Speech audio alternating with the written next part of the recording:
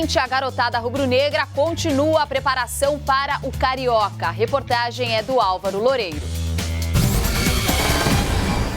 Segundo dia de trabalho no ano, sob o comando de Maurício Souza, 27 jogadores formados na base do clube já estão se preparando para representar o Flamengo no primeiro turno do Campeonato Carioca. Enquanto os jovens trabalham dentro do campo, fora dele a diretoria também se movimenta. Reforçar o elenco campeão é o caminho para repetir o sucesso da última temporada. Nesta quarta, representantes do Flamengo e do Goiás se encontraram num hotel do Rio de Janeiro. Em pauta, o futuro da maior revelação do último Campeonato Brasileiro, o atacante Michael. O Flamengo estaria disposto a pagar cerca de 7,5 milhões de euros pelos 80% dos direitos econômicos do jogador, que hoje pertencem ao Goiás, dono de 75%, e ao Goianésia, clube formador do atleta, que detém 5%.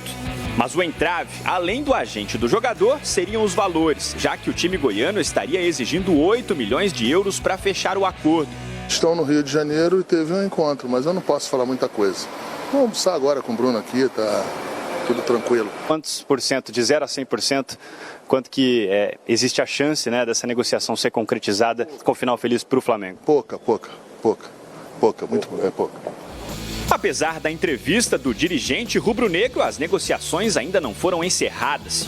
No mercado, o Flamengo já anunciou a chegada do também atacante Pedro Rocha e do zagueiro Gustavo Henrique, que tinha contrato com o Santos até o fim de janeiro, mas foi liberado e se apresenta ao novo clube na próxima segunda-feira. Vai se apresentar dia 13. Aqui, o Bruno que conseguiu a liberação aí, ó. Tem a relação boa no Santos lá, ele que é o homem. Oficialmente, a bola ainda não rolou, mas o dia a dia do Flamengo segue cheio de trabalho, dentro e especialmente fora do campo. Além de Michael, tem outro atacante, o tão desejado avançado de Jorge Jesus, que pode pintar no Flamengo. O rubro-negro fez uma proposta à Fiorentina para contar com o centroavante Pedro por empréstimo de 1 ano com opção de compra. Um dos empresários do atleta, Márcio Juni, vai viajar nos próximos dias para a Itália com a expectativa de definir a situação até o início da próxima semana. Lembrando que o interesse do Flamengo por Pedro não é de hoje. Em junho do ano passado, o rubro-negro tentou comprar o atacante, que ainda pertencia ao Fluminense, mas não obteve sucesso.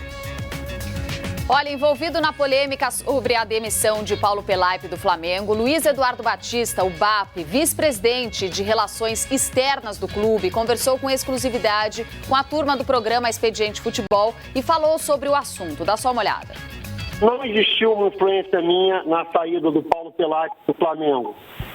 Eu sabia do problema que nós estávamos vivendo, da razão, mas a decisão final foi do presidente Rodolfo Landim. Ele tomou a decisão, ele chamou para si a responsabilidade e ele ficou de cuidar de todo este processo. Ele já tinha um desconforto de algum tempo em relação à estrutura do futebol do Flamengo. Ele achava que eventualmente ela estaria pesada e carregada com a chegada do Jorge, das pessoas que trabalhavam com ele. E ele achava que poderia estar havendo uma duplicidade de papéis durante um determinado momento, mas isso foi uma coisa que foi sendo contornada com o tempo. Mas no final do ano agora, ele entendeu que por uma ocorrência específica que aconteceu, não fazia sentido a renovação do contrato do Paulo Pelaipe. Então, voltando na sua pergunta, ainda que eu tenha concordado com o presidente, eu não tive nada a ver com a saída do Paulo Pelaipe. E o perfil ideal dos técnicos para o Clube de Regatas do Flamengo, na ocasião que nós ganhamos as eleições, nós tínhamos 3 nomes, 3 possibilidades. Nada no Flamengo precisa ter unanimidade para ser aprovado. Então nós tínhamos um conselho estabelecido, o conselho estabelecido avaliou as possibilidades e o conselho chegou à conclusão, conjuntamente e coletivamente, de que a opção que nós tínhamos à época era o Abel Braga.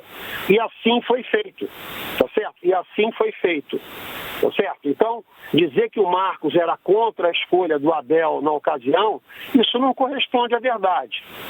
A segunda parte da sua pergunta, se eu sou contra um técnico estrangeiro, eu nunca fui contra técnico estrangeiro, tanto é que em 2015 eu e Valim fomos ao Chile tentar contratar o Sampaoli para o Flamengo caso a gente tivesse ganho as eleições, que acabou não acontecendo.